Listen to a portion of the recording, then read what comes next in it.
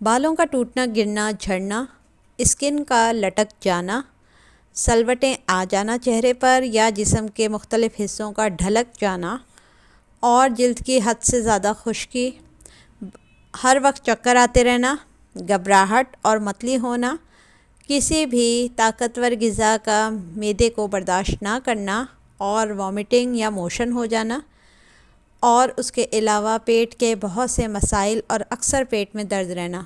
इन सब की क्या वजूहात हैं, आज की वीडियो में आप जानेंगे। अस्सलाम वालेकुम मेरी यूट्यूब फैमिली, उम्मीद है आप सब खैरियत से होंगे और अल्हम्दुलिल्लाह मैं भी बिल्कुल ठीक ठाक हूँ अब।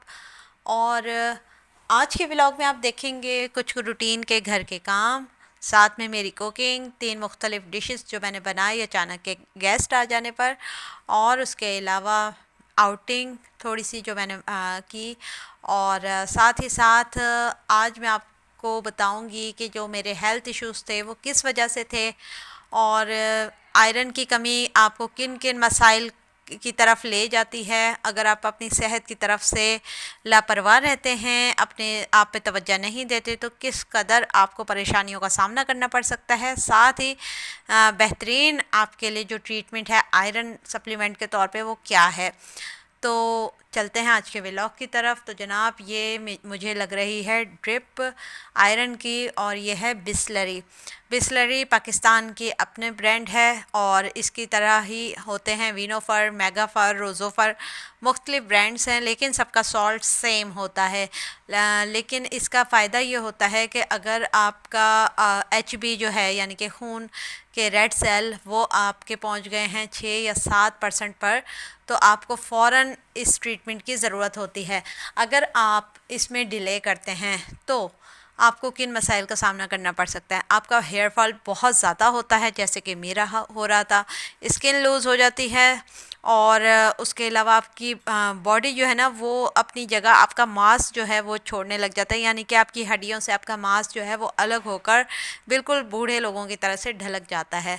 साथ ही साथ आपके घुटनों में दर्द और आवाज़ें आने लग जाती हैं, चक्कर बहुत ज़्यादा आते हैं, डार्क सर्कल इतने बढ़ जाते हैं कि आप एक किसी नशे के मरीज़ की तरह लगने लग जाते हैं। और ये पिछले चंद महीनों के अंदर अंदर मेरे साथ हुआ कि अचानक ही मेरा HB लेवल जो है इंतहाई कम हो गया।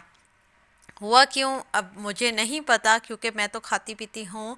हाँ, अलबत्ता मैं बहुत ज़्यादा नहीं खाती, सिर्फ ट्वाइस अ डे खाती हूँ, नाश्ता करती हूँ और डिनर करती हूँ। और रमज़ान में भी यही सैर व अफ्तार की रूटीन थी और आम रूटीन में भी मैं यही करती हूँ। हाँ, अगर मैं फ्रूट्स खा लूँ तो मुझसे फिर खाना नहीं खाया जाता, और खाना खा लूँ तो फ्रूट्स नहीं खाए जाते, तो इसलिए थोड़ा सा मेरी डाइट जो है अनहेल्दी है मेरे हिसाब से। मुझे ज़्यादा इंटेक करना चाहिए आयरन सप्लीमेंट्स का, लेकिन वो मैं नहीं करती। एक्स्ट्रा मेडिसिन मैं नहीं खाती, मेरी पूरी कोशिश होती है नेचुरल फूड के ज़रिए अपने आप को मेंटेन रखने की। वैसे माशाल्लाह ओवरऑल मैं हेल्दी हूँ, एक्टिव हूँ, लेकिन ये कुछ मसाइल थे जो मुझे फ़ेस करना पड़ रहे थे पिछले कुछ माह में। कुछ हार्मोनल चेंजेस ऐसे आए कि जिनकी वजह से मुझे बहुत पेनफुल टाइम गुजारना पड़ा, पेट का बहुत ज़्यादा दर्द रहा। तो ये सब चीज़ें खून की कमी से होती हैं।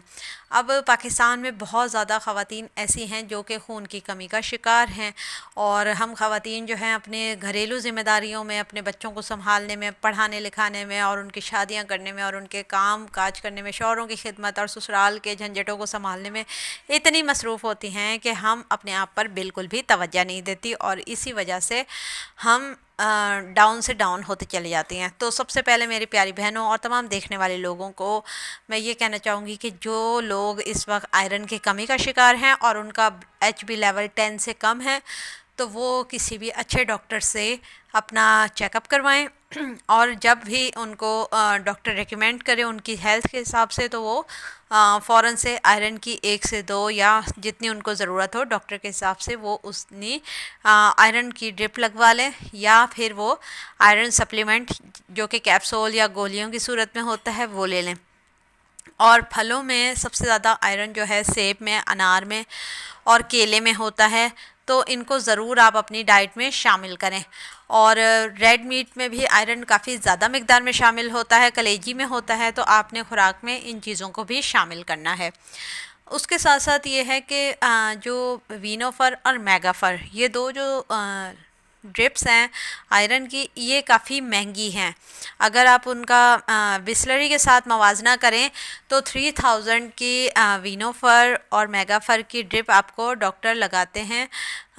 सॉल्ट सेम है बिस्लरी का, और बिस्लरी आपको तकरीबन 1600-1700 रुपीज़ में ईज़िली हर मार्केट से मिल जाएगी, और आप अपने डॉक्टर से पूछ के लगा सकते हैं। कोई रिएक्शन नहीं होता, कोई मसला नहीं होता, लेकिन जब भी आप लगाएं तो अपने डॉक्टर से ज़रूर कंफर्म करके फिर लगाएं।